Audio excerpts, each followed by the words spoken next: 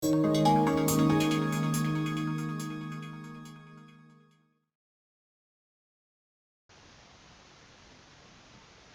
features in FeatureCAM. This couldn't be easier. We've got several options that we can use. We can either go for a standard features dialog box, and we can manually select the feature that we want to recognize within the model. We can choose boss chamfers, grooves, pockets. We can also tell it to extract the features from the feature recognition automatically.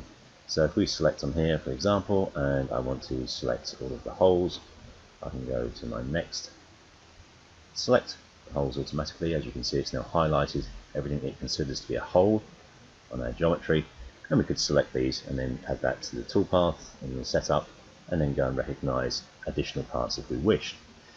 I'm actually going to go to the next stage where I want to recognize all of the features that I can machine in this orientation.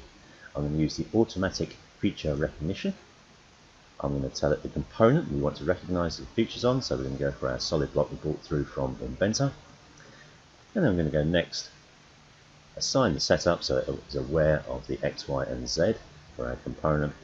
And then we're going to tell it to select all of those features. And it's now brought everything through, whether it be a face, a pocket, a hole.